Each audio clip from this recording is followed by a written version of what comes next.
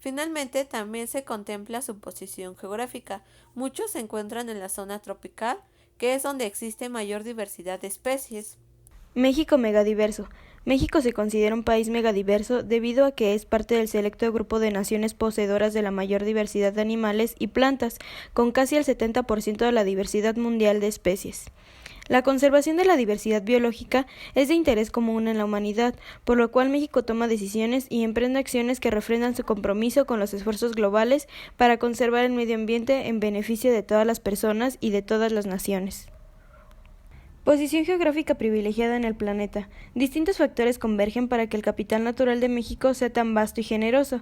Una extensión territorial de 1.972.550 km², que lo coloca en el sitio 14 entre los países con mayor superficie, una posición geográfica entre los 32 grados y los 14 grados norte del Trópico de Cáncer, franja que abarca desde Baja California hasta Chiapas, donde existe la mayor diversidad de especies, y además se agrega la compleja orografía del territorio nacional que le confiere una diversidad de ambientes, suelos, climas y también mares y océanos que lo circundan. Una beta relevante de la biodiversidad es la presencia de diferentes grupos humanos y sus 66 lenguas y variantes, culturas que han convertido a México en uno de los principales centros de domesticación de plantas y animales en el mundo. Además, entre las bondades de este hermoso país se encuentran los litorales existentes. Hay salida del Océano Pacífico y al Golfo de México, lo que trae consigo que sea un país rico en puertos, que sin lugar a dudas se puede incrementar la explotación de este en negocios de todo tipo. México cuenta con una importante fuente de recursos naturales que favorecen el desarrollo de actividades productivas e industriales. Comparte el privilegio de contar con litorales en dos océanos, el Pacífico y el Atlántico. Sin embargo, los recursos no son explotados como deberían, y un claro ejemplo de esto son las energías renovables, donde debido a la posición geográfica de México se podría sacar mejor provecho de la energía solar y eólica. Económicamente, podemos ver cómo México cuenta con una posición geográfica estratégica, no solo por lo antes ya mencionado, sino también debido principalmente a su vecindad con Estados Unidos, pero también a su privilegiada ubicación respecto a las economías asiáticas y del Pacífico, lo cual ha contribuido en gran medida a que nuestro país tenga una destacada participación en el comercio mundial.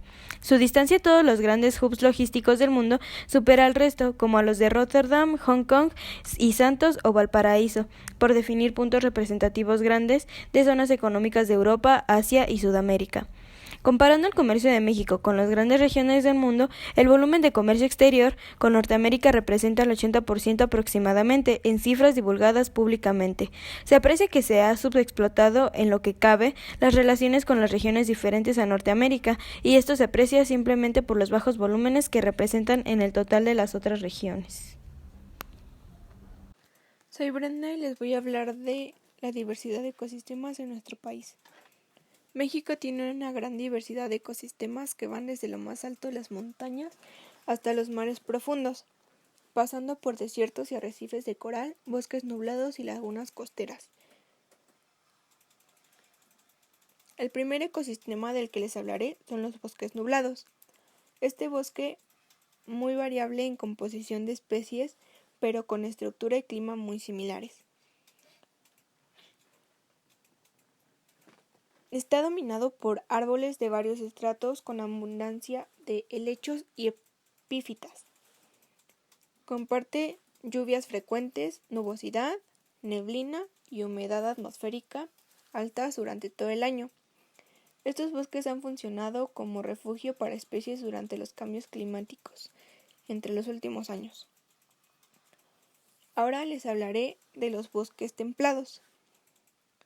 Estos son comunidades dominadas por árboles altos, mayormente pinos y encinos, acompañados por otras varias especies. Habitan en zonas montañosas con clima templado a frío. Se desarrollan en zonas con temperaturas promedio entre 12 y 23 grados centígrados. Y son ecosistemas de subhúmedos a templado húmedos. El siguiente son los matorrales, comunidades vegetales con muchos arbustos, que son pequeños de menos de 4 metros. Son propias de climas secos con lluvias escasas y zonas frágiles que favorecen la desertificación. Y existen varios, depende del grupo de especies más abundante. En algunos predominan plantas suculentas y con hojas gruesas, En otros las plantas tienen hojas muy pequeñas o tienen espinas. Habitan en climas áridos y semiáridos. Ahora siguen los pastizales. Son comunidades vegetales donde predominan los pastos con pocos árboles y arbustos. En las sabanas pueden existir árboles, pero son muy escasos y muy dispersos. Las temperaturas medias anuales oscilan entre 12 y 20 grados centígrados. Se encuentran en laderas de cerros y el fondo de valles con suelos moderadamente profundos, fértiles y medianamente ricos en materia orgánica. En zonas con declive y sin suficiente protección se erosionan con facilidad. Algunos tipos especiales se localizan en suelos con gran abundancia de yeso. Ahora les hablaré de las selvas húmedas. Están formadas por árboles de hasta 30 metros o más de alto, de muy diversas especies y conservan su follaje todo el año. Abundan las lianas, las epífitas y palmas. Algunos de los árboles tienen troncos rectos con raíces tubulares con contrafuertes. La mayoría de los árboles tienen hojas grandes y duras y se distribuyen en climas cálidos y húmedos. Se distribuyen en regiones con lluvia abundante todo el año y temperaturas cálidas, por lo que las plantas conservan su follaje. Ahora las selvas secas son comunidades vegetales dominadas por árboles pequeños que pierden sus hojas durante la época seca del año. Tienen una diversidad única con gran cantidad de especies endémicas. Se ubican en zonas muy frágiles y en condiciones climáticas que favorecen la desertificación. Ahora les hablaré de las dunas costeras, que es un ecosistema costero formado por montículos de granos de arena o de granos de origen biológico, especialmente calcáreo. La altura de las dunas es muy variable, puede ser de menos de 1 metro hasta centenares de metros. Las formas de las dunas igualmente son muy variadas, pueden ir desde los pequeños cordones hasta dunas con forma de media luna, y en México las dunas se distribuyen en 8 diferentes tipos de clima. Ahora les hablaré de los manglares, que son una formación vegetal leñosa, densa, arbórea o arbustiva de 1 a 30 metros de altura, compuestas de una o varias especies de mangle y con poca presencia de especies herbáceas y enredaderas. Estas brindan una gran variedad de servicios ambientales. Son zonas de alimentación, refugio y crecimiento de juveniles de crustáceos y alevines, por lo que sostienen gran parte de la producción pesquera, entre otros. Ahora les hablaré de las playas de arena y rocosas. La franja intermareal o línea de costa es el único lugar que se encuentra sometido al ritmo diario de las mareas. Esta zona queda completamente sin agua en mareas bajas y totalmente sumergida en periodo de altas mareas. Dentro de la franja litoral encontramos costas rocosas y costas arenosas. Las costas rocosas están formadas por diferentes tipos de rocas y formas estructurales. El clima y el oleaje son los encargados de este tipo de costas, de que este tipo de costas tengan formas muy variables, como ya sea tener espinas suaves, que sean irregulares o regulares, estables e inestables. Ahora, las costas arenosas. Las playas de arena, como también se les conoce, se constituyen por una acumulación de sedimentos de origen mineral o de origen biológico. La longitud de esta es muy variable, ya que pueden tener desde algunos pocos metros y hasta kilómetros. Ahora les hablaré de las islas, que son superficies naturales de tierra rodeadas de agua a nivel del mar. Son fragmentos de hábitat natural con especies y comunidades propias que se han establecido, adaptado y evolucionado. Estos cuerpos insulares son de gran importancia por su riqueza de especies y endemismos. Dependiendo de su origen, existen diferentes tipos de islas: islas continentales, islas volcánicas, islas coralinas y islas sedimentarias. Ahora les hablaré de los arrecifes, que es una comunidad marina de aguas poco profundas, cercanas a la costa, dominada por comunidades coralinas y estructuras rocosas con una gran diversidad de especies de algas, invertebrados y peces. Los arrecifes están cercanamente ligados con otros ecosistemas ya que estas grandes estructuras coralinas o rocosas cambian la dirección y velocidad de las corrientes marinas y ayudan en el establecimiento de otros ecosistemas. Ahora les hablaré de los bosques de macroalgas, que está formado por grandes mantos que forman las algas pardas, el sársago gigante y otros sargazos. Estos mantos pueden llegar a medir desde unos pocos metros hasta hectáreas y tener una altura aproximada de 30 metros. Y por último, les hablaré de las praderas de pastos marinos, que son ecosistemas dominados por plantas angiospermas sumergidas bajo el agua marina. Los pastos marinos crecen fijándose a diferentes tipos de sustratos como lodo, arena, arcilla y en ocasiones sobre las rocas. En el mundo se han registrado 12 géneros de espermatofitas marinas con 49 especies, y las praderas de pastos crecen en las costas con clima tropical y templado del país. Ahora les hablaré de las especies endémicas en México. Gran parte de la amplia diversidad de especies de México está constituida por especies que solo habitan en nuestro país. Algunas están restringidas a islas o las partes altas de las montañas, otras a ríos, lagos o lagunas, otras a cenotes o cuevas. Su distribución actual es producto de una larga historia. Algunas tuvieron distribuciones amplias en otros tiempos y ahora están restringidas. Estas especies se conocen como endémicas. Tienen su distribución restringida a un territorio determinado, ya sea que sea endémica de México, de algún estado, de alguna montaña, cueva, lago, río o manantial. El tamaño y la capacidad de dispersión de las especies tienen gran influencia en su rango de distribución. Por ejemplo, entre anfibios y reptiles, donde la mayoría de las especies son pequeñas, más del 45% de especies son endémicas. En las aves, por su parte, con gran capacidad de dispersión, solo el 11% de las especies son endémicas. Ahora les mostraré algunos ejemplos.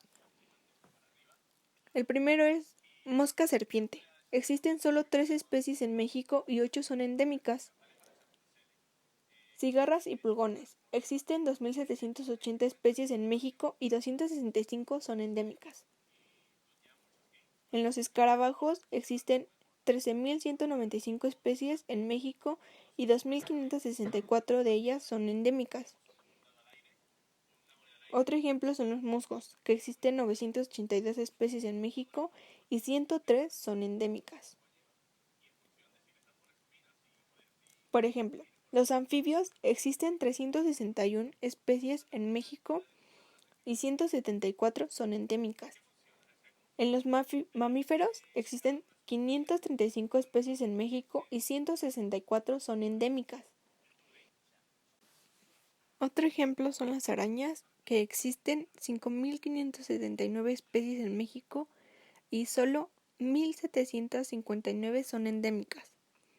Y por último, las moscas de escorpión, que existen 9 especies en México y 8 son endémicas. Existen más ejemplos, pero estos fueron los que llamaron más mi atención. Diversidad cultural. Desde su origen, la humanidad ha utilizado a la flora y la fauna de diversas maneras como alimento, bebida, medicina, ropa, materiales de construcción y combustible. No es de sorprenderse entonces que a una escala planetaria, la diversidad cultural de la especie humana se encuentra estrechamente asociada con las principales concentraciones de biodiversidad existentes. Entonces, el concepto de diversidad biocultural surge de conjuntar 4 evidencias: el traslape geográfico entre la riqueza biológica y la diversidad lingüística, el traslape geográfico entre los territorios indígenas y las regiones de alto valor biológico actuales y proyectadas, la reconocida importancia de los pueblos indígenas como principales pobladores y manejadores de ambientes bien conservados, la presencia de un comportamiento orientado al conservacionismo entre los pueblos indígenas derivado de su complejo de creencias, conocimientos y prácticas. ¿Por qué se pierde la biodiversidad? La pérdida y deterioro de los hábitats es la principal causa de pérdida de biodiversidad. Al transformar, selvas, bosques, matorrales, pastizales, manglares, lagunas y arrecifes, en campos agrícolas, ganaderos, granjas camaroneras, presas, carreteras y zonas urbanas. Destruimos el hábitat de miles de especies. Las últimas estimaciones señalan que en México se ha perdido alrededor del 50% de los ecosistemas naturales. Las principales transformaciones se han llevado a cabo en las selvas húmedas y secas, los pastizales, los bosques nublados y los manglares, y en menor grado en matorrales y bosques templados. Los ecosistemas más accesibles, productivos, con mejores suelos y en lugares planos han sido los más transformados. La pérdida de hábitat sucede por el cambio de uso de suelo, de ecosistemas naturales, bosques, selvas, pastizales, etc. Actividades agrícolas, ganaderos, industriales, turísticas, petroleras o mineras. La introducción de especies no nativas exóticas que se convierten en invasoras, o sea, plagas, es una causa muy importante de pérdida de biodiversidad. La sobreexplotación es la extracción de individuos de una población a una tasa mayor a la de su reproducción. Cuando esto sucede, la población disminuye. ¿Y para qué conservar? Económicamente, los ecosistemas naturales proporcionan un flujo de valiosos bienes y servicios del ecosistema hacia el futuro. Servicios ambientales como el oxígeno, el agua limpia, el suelo fértil, la polinización de flores, que resulta en la producción de frutos, entre otros muchos. Éticamente, todas las especies tienen derecho a permanecer en el planeta. La gran mayoría estaban aquí antes que el ser humano.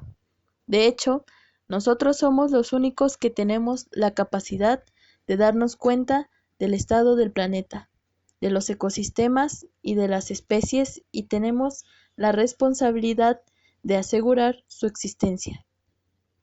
Ecológicamente, la conservación mantiene las funciones ecológicas de los ecosistemas. El llamado desequilibrio ecológico es la afectación de las relaciones funcionales entre las especies de un ecosistema. Estéticamente, una gran cantidad de especies enriquecen nuestra vida con sus formas, texturas, colores, olores y comportamientos. Los bosques, selvas, estuarios y ríos en buen estado de conservación proporcionan satisfacción a nuestra necesidad de belleza.